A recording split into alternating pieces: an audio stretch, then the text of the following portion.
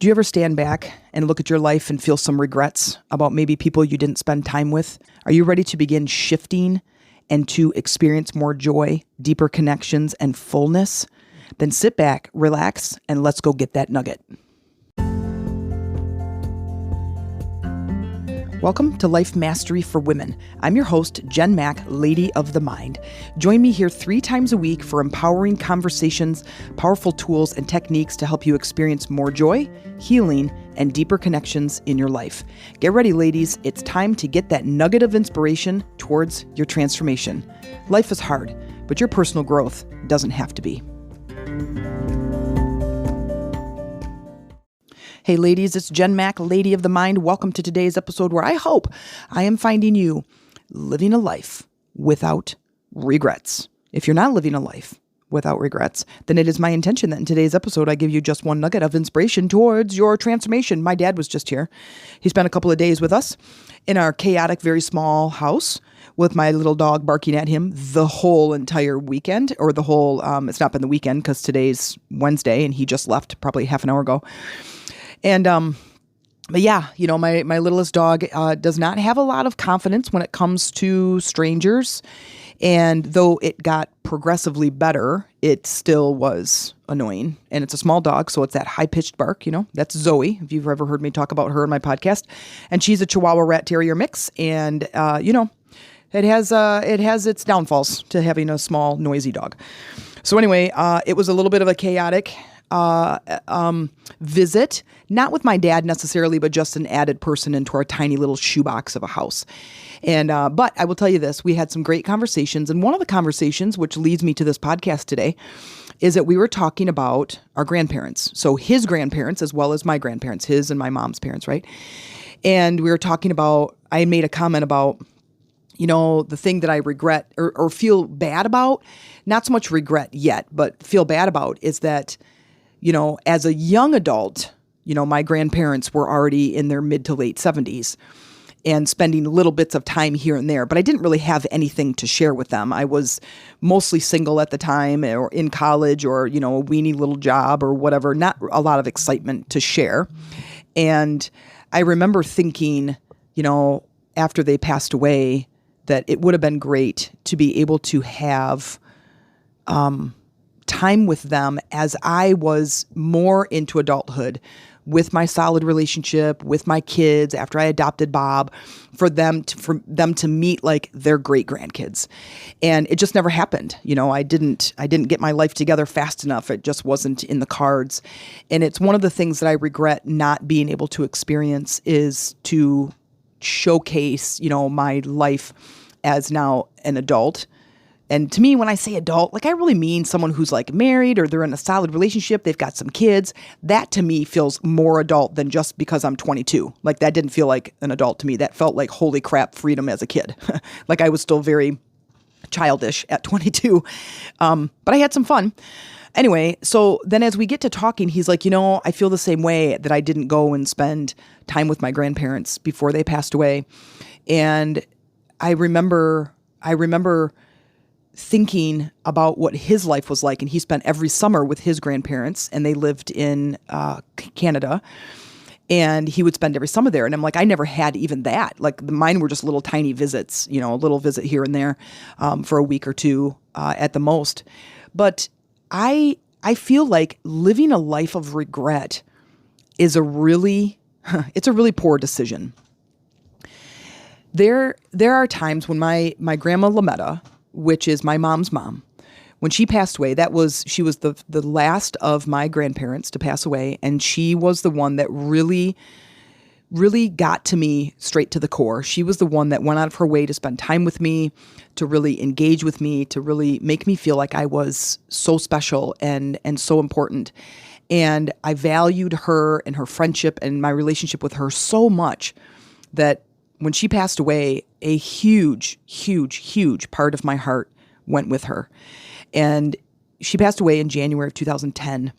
And so it's 13 years. And every day I think about her, and every day I could turn myself inside out, thinking about her and thinking about my relationship with her. And she never got to meet Amy. She never got to meet my son, Bob, or obviously our two kids, Brandon and Cameron. And she never got to be a part of that. And so that is a regret, though there's not much I can do about it. I didn't have that relationship, and I obviously didn't have the kids, and, she passed away. But what I do regret is not spending an immense amount of time with her. That I would give pretty much anything to spend another day with her. And she was so valuable to me and so important to me. And then I sit back and go, okay, why didn't I go visit her more? I live in northern Michigan, and she lived in Detroit, near Detroit, Grosse Pointe Woods. And what was the problem? Like, why didn't I make that a priority? In yesterday's podcast, we talked about our values. We talked about taking our power back. And my number one value is my physical body, my health and wellness, and feeling good in my physical body. And my second value was quality time with Amy, and my third was quality time basically with the rest of the family. When I was younger, I don't think my value was that. My value was not in that order. And so I didn't have my order of importance in order, in my priorities. And now I regret that. So if you haven't listened to yesterday's podcast, which is how to take your power back, I advise that you do, because it is so important to have your priorities in order. For the rest of my days, I want to live a life with no regrets. And I want the same for you, because to me, when I'm lying on my deathbed, I want to look back at my life and go, I did everything I wanted to do. I saw everything I wanted to see. I spent time with those people that I wanted to spend time with. I made decisions that shifted and molded my life in such a great way that I have no regrets. That is my goal. Now, we never know when we're going to go. And so I say, why wait? I've had several conversations with my dad, as my dad is 73 years old. And he's quite the adventurer. He used to have a sailboat that he would go and sail all over the place, and he would live on this boat. And then he finally sold it. Now he wants to get a little travel trailer. And the unfortunate part is he's married to a woman who does not really value that same kind of adventure that my dad does. And so just like I was talking about in yesterday's podcast, is he allows his marriage sometimes to prevent him from doing those big, grand things. And so his advice to me, even just these last couple of days, he said, is start creating your bucket list and start checking things off your bucket list. Start putting things in your bucket. But he's like, go do those things. He's like, I wanted to go to the Badlands, and I wanted to go to the Grand Canyon, and I've wanted to go back to Scotland and go to, Italy, back to Scotland. I don't know if he's ever been, but he's like, and now because I'm 73 and just where my life is and who I'm married to and the choices I've made, I don't think I'm going to complete those tasks, those things. And that makes me very sad for him. And he also deals with some depression. And I think, well, no kidding, right? If I look at my life and, I'm nearing what appears could possibly be the end of my life, and I've got, a handful of years left. I have less years left than what I have lived. I want to start living. So whatever that means for you, and whatever that means to anybody, is what does that look like? Where do you want to go? What do you want to do? What do you want to see? Who do you want to spend time with? And then starting to create that list, because I don't ever want to be somewhere in my life that goes, well, yeah, because I kept that job that I hated. That's why I never traveled, because I never made enough money, or I spent money on all this other stuff, which is stuff. And there are some things that I want to experience that include stuff. But what I'm saying is, let's prioritize our life. Let's everybody stop for a second, look at your life in the palm of your hand and go, what do I want to change? How do I want to live going forward from this very moment? There are chances that our body is going to start weakening in areas. So do you want to start working out? Do you want to start strength training? Because I don't know about you, but my goal is to increase my adventure and my fun and my freedom and some travel. And I need a body that's in good shape to be able to do that. And so I better get downstairs and start working out. I better start going to the gym. I better start taking care of my body, because I want my body to take care of me. It's the only house I have to truly live in. I better take care of it. And so I want you to take a moment to look at your life and go, what are the things that I'm doing or not doing that I wish was different? Am I working somewhere that I don't want to be working? Am I in a relationship that is not supportive or loving or doesn't allow me that kind of freedom? And I just mean the support like within, like I was talking about with my previous relationship is, I wanted to go rock climbing. And for some reason, I made the decision not to go and I stopped going and I started to regret not going. And it started to kind of create this resentment and bitterness. Well, it doesn't mean you have to leave the relationship if the relationship has all these positives, right? Don't leave the relationship, but make sure, how do you go rock climbing? How do you go do the thing? If your husband or wife won't travel with you, well, I said, go make some friends and figure out how you can start traveling. Okay. I think when we start living from that perspective that says, our life is temporary and I want mine to be the very, very best it can be. I want mine to be inclusive, if that's the right word, inclusive, including all of these different experiences. I don't want to be on my deathbed going, well, I never made it to Italy. My mom's side of the family is from Italy. I never made it to Scotland, which is my dad's side of the family. And I never did this, or I never did that, or I didn't hang out with this person more. And it's so ridiculous to go, this is my life right here in this very moment. And I want to take charge and I want it to be the most beautiful experience that I could possibly have. So looking at your life, look at a couple of different categories. I think the very first one would be health, is looking at that category. Your physical health, your mental health, your spiritual health, your emotional health. How are you feeling physically, mentally, spiritually? Do you feel connected? Do you feel grounded? Do you feel physically amazing? What are some changes that you can make that will help you to start feeling better? Sometimes eating better helps you to balance more. And sometimes just changing some foods and getting some nutrition ideas and some nutritional help and changing some foods can really start to balance out your hormones and your adrenals and some gut health. I mean, I'm learning some of that, and it's amazing of how my emotional state has balanced like within just a matter of a couple of weeks by shifting from eating some simple carbs, which I know are not good for me because they do create a lot of inflammation. Again, not trying to be a nutritionist because I'm not a nutritionist, but not trying to give nutritional advice. But I will say there is a lot that you can do with some simple food changes that can help to give you some internal support that just make you feel better, giving you more energy, helping you to sleep better, helping your adrenals, your hormones to balance. And it's amazing when you start feeling better from that place, just how much more energy you have to go do some of the other stuff, like some physical exercise. But just rate yourself on like a scale from 1 to 5. How do you feel in the health department? The next would be your relationships. How are your relationships? And you can divide this into as many categories as you have friends and family. Is how's your relationship with your spouse? And if it's not that great, what can you do? What can the both of you do? Let's come together and say, okay, you rate our relationship and I'll rate our relationship and see if they're the same. I was in a previous relationship where I think I would have given the relationship probably 2 stars, and I think she would have given it probably 4. Now that's a little bit of a problem. And it is and it isn't. But what it ends up happening is that the other person who's a 4 goes, yeah, I don't know, our relationship's pretty good. And I'm a 2, and I'm like, okay, well, there's some things that need to change. And then that person doesn't see the changes that need to happen, or they don't agree with it because they're a 4, right? So that can create a little bit of some stickiness. But what can I do? What can I do to improve my relationships with my spouse? What can I do to improve my relationships with my kids or my extended family, my parents? If you have grandkids, siblings, what can you do? And rating that. And then just doing a teeny tiny bit at a time. Maybe it's just a phone call once a week for a half an hour. Maybe it's a letter. Maybe it's an email. Maybe it's a text message.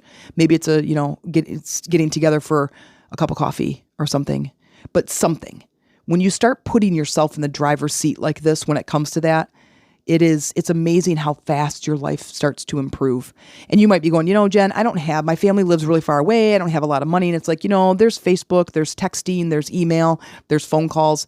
And it is absolutely 100% amazing how you can maintain a relationship these days simply with technology. Because remember back then, if you're as old as me, remember back then it was like long distance calls and collect calls, and there was no email and there was no text messaging, and you had to be home. And when they did call, they weren't, when you called them, they weren't home, and you're leaving messages on their answering machine. That tells you how old I am. But it is worth it.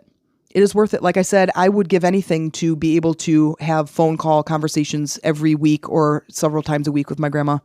I miss her and every day. And I think that it would be 1,000% amazing to be able to still have that in my life. The next is your wealth. Now, wealth to me is not just your money. Obviously, that is a part of it, but it is how you make your money. How does your money come into you? Do you just have one stream of income and that is with your job? And then what if you lose your job? What if your boss gets a bug up his or her butt and decides to lay a bunch of people off and out you go?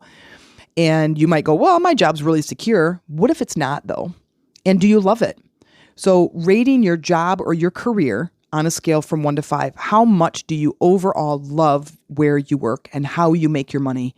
The next would be if you make your money in other streams of income, which I highly advise. And as an entrepreneur, I think having the most streams of income in our day and age, especially how prices are going, is such a valid or such an important part of living today.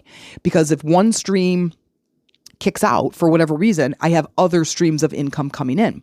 And I think that it's really important. And I also think that it's pretty darn easy to do.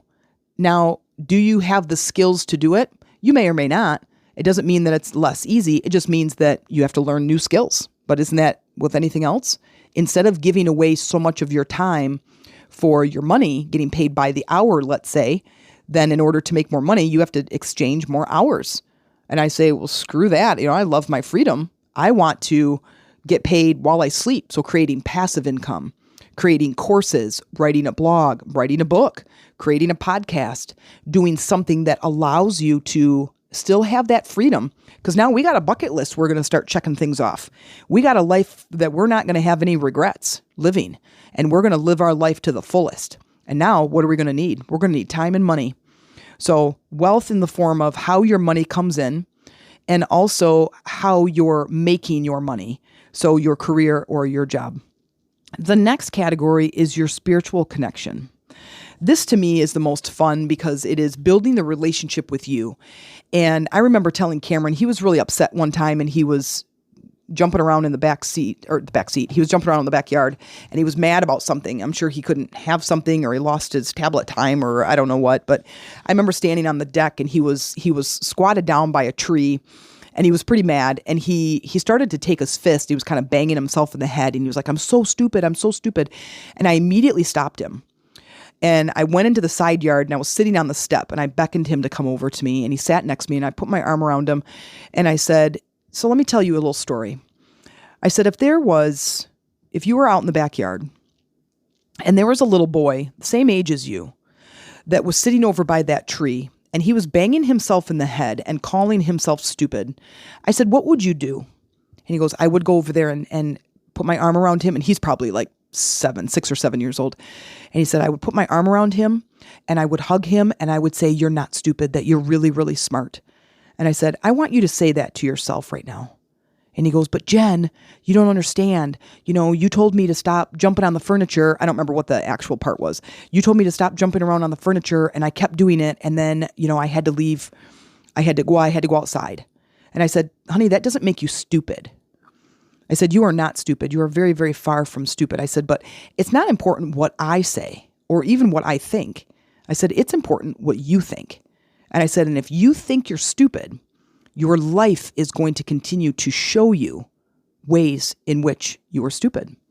And he goes, I don't want that. And I said, okay. I said, so here's what I'm going to recommend. And I said, and I will help you do this over the next, several years of us living together. I said, I will help you to become your very own best friend. I said, because you are going to live with yourself for the rest of your life. You might as well be best friends with you. And he's like, okay, Jen. And that's what I'm recommending to you. When we begin a spiritual practice, it really is about becoming our own best friend.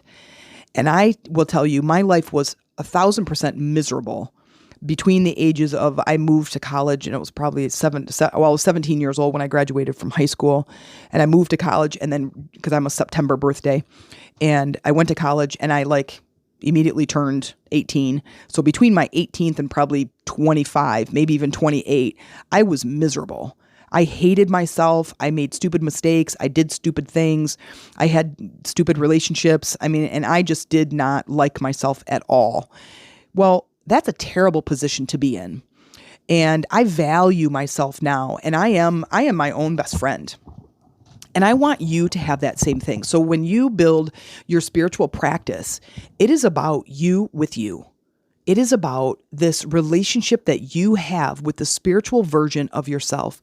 And that spiritual version of yourself, your higher self, your soul, your spirit, whatever you want to call it, but that higher perspective of you is so helpful when you guys can connect. That becomes your intuitive state, the little nudges you get, the little nudge that says, oh dear, I wouldn't go on that date, or I would avoid that, or I would make this investment, or maybe I would, change how you talk to your kids, right? Those little nudges that kind of keep you on the path that sometimes you don't listen to. Sometimes it's too quiet, and that's okay. But once you build that relationship, you become the most important person in the world. And not in a selfish way, just in a, I need to take care of myself. I need some self-love. I'm going to fill my own bucket, because after I fill my own bucket, now I have more to share. And that's what bucket filling is all about. It is not living a selfish life. It is living a life full of self-love. Now, as we keep moving our lives forward, is keeping these things in front of us to say, you know what? I don't want to have any regrets. What are the things that are the most important to me? Is my family the most important? Then let's figure out how I can have some wonderful experiences with my family. And maybe I do some of those things on my own, because there's going to come a time where those babies aren't living with you anymore. There's going to come a time where those babies have babies of their own, and they live across town, or they live across the state, or they live across the country. And you're going to wish you spent more time with them. I want you to have a life with no regrets. It is something that I am putting on my own plate, and I am working through on my own, and I want you to do the same thing. If this is something that you would love some support with, please reach out. As you're going to hear at my outro here in just a second, you are going to hear some ways to connect with me, and I hope you do. I hope you choose to join the community and become part of something that's great to help you become great. I'll see you in the next episode. Thanks for listening. And if you enjoyed this episode, I would love for you to like, subscribe, and leave a comment as to how this has inspired you. If you're interested in hearing about our upcoming events or working directly with me in my group coaching program to join a community of women and connect, heal, and create a life that is full of joy, inspiration, and empowerment, then reach out to me via Facebook in either of my two groups, Lady Rising or Chakras for Beginners. There, you can create a post, or you can send me a direct message. Or you can email me at themeditationroomtc@gmail.com. Let's talk and see how I can best support you. In the meantime, keep going, growing, and transforming to keep looking for those nuggets of inspiration.